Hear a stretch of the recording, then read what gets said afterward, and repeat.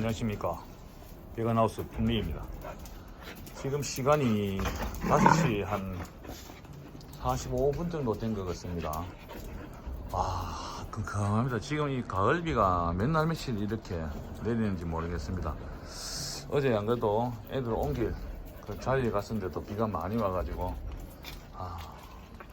수로 작업을 잘 해야 되겠다는 그런 생각이 들었습니다. 오늘은 지난번 영상 때 말씀드린 것처럼 반려동물들에 대한 법령에 대해서 제가 조금 아이들하고 영상을 같이 하면서 이렇게 말씀을 좀 드리겠습니다. 제가 틀린 게 있으면 또 뭐 틀렸다고 이렇게 또 뭐 댓글 달아주시면 좋겠고, 저도 책을 보고 좀 이렇게 생각한 대로 이렇게 정리를 하지는 못했지만은 제 머릿속에서 이렇게 말씀을 드릴까 합니다. 대전이가 배가 살짝 불러오는 게 조금 의심스럽습니다. 야, 설마 산이랑 밖에는 사오신 게 없는데 대왕이랑은 날짜가 아니고, 그래서 좀 더 이제 지켜볼까 합니다. 우리가 반려동물의 법령은 되게 좀 여러 가지가 있습니다. 그 동물보호법, 제일 우리가 잘 알고 있는 동물보호법이 있고, 그 다음에 사료관리법, 그리고 가축 전염병, 수의사법, 뭐 이렇게 등등 있습니다. 기본적으로 이제 동물보호법은 이제 동물의 그러한 보호, 말 그대로 관리, 유기, 학대, 금지, 그러니까 즉 우리가 말하면은 뭐 사랑하고 버리지 말자, 동물을, 그런 동물 보호 정신이 이제 인간과의 어떤 그런 유대에서 이렇게 등록을 하고 사육을 하고 유기 학대를 하지 말자라고.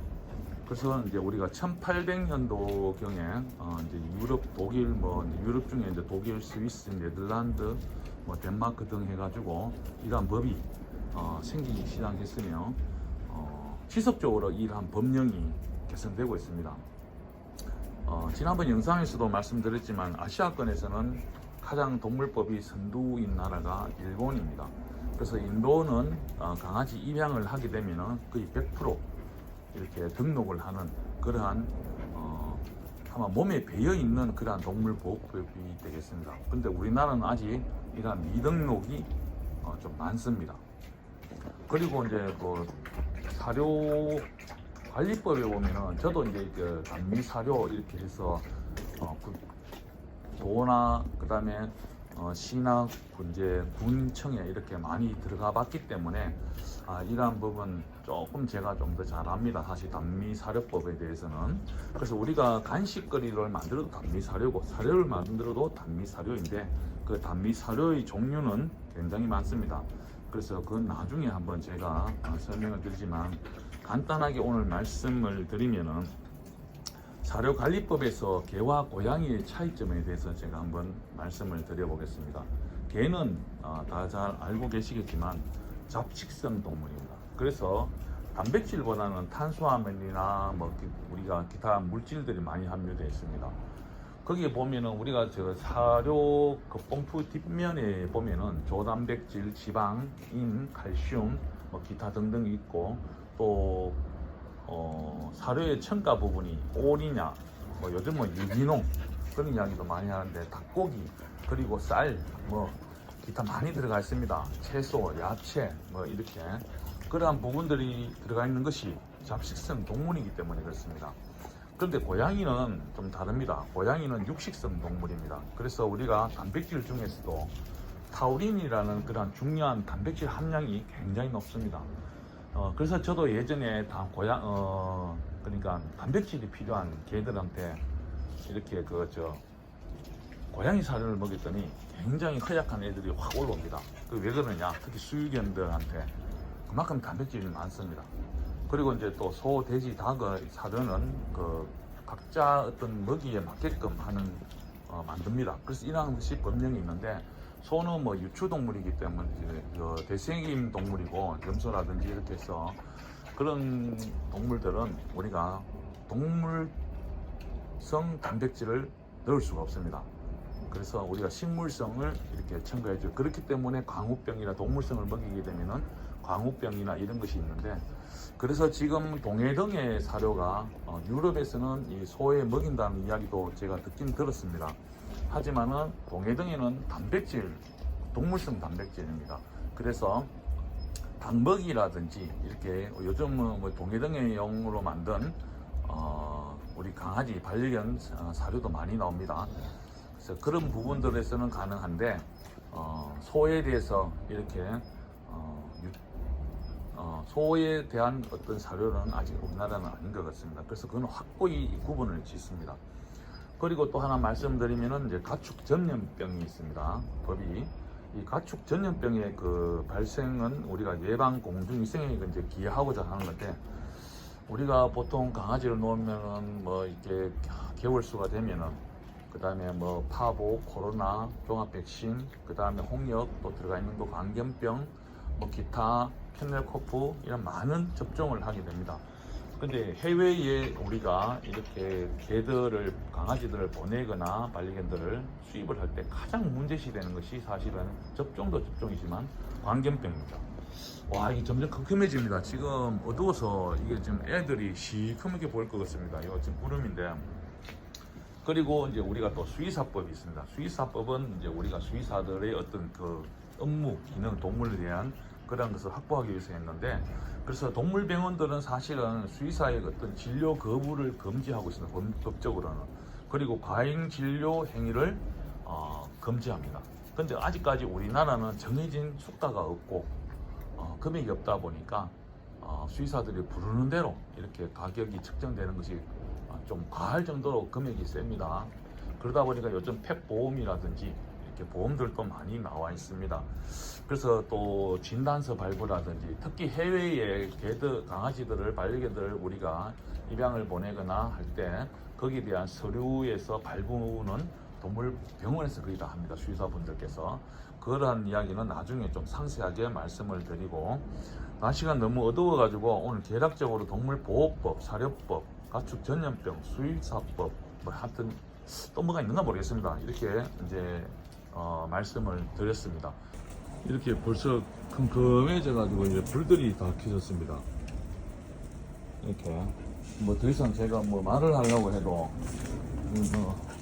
비도 지금 막 내리고 있습니다. 지금 몇 방울씩. 야, 대전 들어가자. 야, 너 들어가. 대전 들어가. 설마 너 새끼 뵈면 안 된다. 주인 잘못입니까? 내가 분명히 줄을 짧게 했는데 배가 살짝 불러옵니다. 어제에 이어서 이야기를 좀 더 해볼까 합니다. 오늘 지금 이 백구가, 우리 부모님의 백구가 지금 여기 밖에 와 있습니다. 그래서 지금 둘, 넷, 여섯, 일곱, 여덟 마리가 총 됩니다. 제가 지금 개를. 그래서 지금 고민이 좀 생겼습니다. 지금 백구가 오는 바람에 구름이하고 보리를 제 지인 집에 보낼까 말까 지금 좀 생각을 좀 해봐야 되겠습니다. 하나, 둘, 서이, 너희, 다섯. 산에 갈 때 많이 두수를 제가 5마리, 6마리를 생각하고 있기 때문에 좀 생각을 해야 될 문제가 있는 것 같습니다. 요즘 우리가 동물 그 장례업, 장묘, 그러니까 그 여러 가지가 많습니다. 그래서 동물들도 이제 돌아가면 그 장묘를 어떻게 할 것이냐, 화장터를. 거기서 이제 여러 가지 뭐 문제들 발생하겠죠. 그래서 그런 부분도 우리가 함부로 이제 사체를 어떻게 할 수는 없으니까 앞으로 이런 부분도 고민을 해봐야 되고, 반려동물 배송을 우리가 보통 생각을 좀 해봐야 되는 경우가 있습니다. 그래서 반려동물을 우리가 그 판매했을 때, 저 같은 경우는 직접 오시거나 직접 제가 그 집까지 전달해 드리는데, 구매자에게 직접 전달을 하거나 운송업자를 통해서 배송을 해야 됩니다. 예전처럼 뭐 기차, 버스편 이렇게 지금은 보낼 수가 없습니다. 그래서 이걸 위반하게 되면은 100만 원 이하의 과태료를 또 물어야 됩니다. 그리고 이제 또 여기 운송 중일 때도 보면 운송 중인 동물에게 어떠한 그렇게 물이나 사료를 공급할 수 있는 그러한 부분도 있어야 되고, 상해를 입히면은 안 됩니다. 그리고 이제 뭐 법적으로는 뭐 체온, 뭐 호흡 곤란 잘 최소화할 수 구조로 되어 있어야 된다 이렇게 말하는데, 어쨌든 간에 그 운송은 직접 저 같은 경우에는 승용차로 제가 실어서 지난번에도 부산까지 제가 갔다 왔는데, 그래서 운송 중에는 이제 그러한 게 동물들의 어떤 그것을 좀 지키면서 해야 되는 게 맞습니다. 그래서 저는 이렇게 동물 운송 업체를 이용하기보다는 직접 오시거나 아니면 제가 직접 거주할 수 있는 개들이 그 공간까지 제가 이렇게 직접 데리고 갑니다. 그것이 가장 좋습니다. 이번에 저 태양이가 미국으로 갔기 때문에 그 부분에 대해서 한번 우리가 반려동물의 국내 반입이나 반출에 대해서 제가 한번 잠깐 설명을 좀 오늘 그것까지만 설명을 드릴까 합니다. 국내 반입할 때는 그 검역 신청서가 있습니다. 그래서 이제 가축 전염병 예방법 제 14조에 의해서 상대국의 어떤 검역 증명서가 있어야 됩니다. 검역 기간은 보통 우리가 생후 90일 이상인 개나 고양이 같은 경우에는 우리가 마이크로칩 이식을 해야 됩니다. 그래서 개체 확인을 해야 되고, 특히 제일 중요한 게 이 광견병입니다. 생후 90일 이상인 개나 고양이를 검역을 할 때는 마이크로칩 이식을 됐는지 안 됐는지 그 개체 확인부터 합니다. 그리고 제일 중요한 게 광견병 중화 항체가입니다. 이 항체가가 0.15 이상일 경우에는 되는데 0.15 이하일 경우에는 마이크로칩을 이식을 하고 다시 검사를 해서 0.15 이상일 기준을 맞추어야 됩니다. 그리고 생일 90일 야드라 만원 생후 우리가 90일 이하인 경우에는 광견병 비발생 지역에서는 마이크로칩만 이식하고 개체만 확인되면 됩니다. 그런데 그것이 안 되면은 칩을 이식이 안 돼 있으면 칩 이식 완료일 때까지 했다가 다시 검역을 받아야 됩니다. 그리고 외국으로 우리가 보통 나갈 때는 항공사마다 수화물 기준이 있습니다. 그래서 그 기준에 맞춰야 되고, 제가 알기로는 서류는 동물 검역 신청서라든지 예방접종 증명서, 건강을 증명하는 거 우리가 보통 자료, 그러니까 다 수의사들이 우리가 한테 하면 됩니다. 이것을 꼭 제출해 가지고 농림축산부 검역본부에 아마 홈페이지에 있을 겁니다. 거기에 이렇게 하면 되는 걸로 제가 알고 있습니다. 사실은 나라마다 이동하는 수치에서는 상당히 이렇게 많은 기준이 나라마다 다릅니다. 어떤 나라는 좀 까다롭고 어떤 나라는 좀 덜 까다로운 나라도 있고 하기 때문에 그런 여러 가지 기준을, 지금 태양이가 그때 와서 데려갔던 것도 올 8월 이후로 미국에도 이제 법이 많이 바뀌어서 까다로워졌습니다. 그래서 8월 이전에 오셔가지고 태양이를 이렇게 데리고 가신 걸로 제가 이제 알고 있습니다.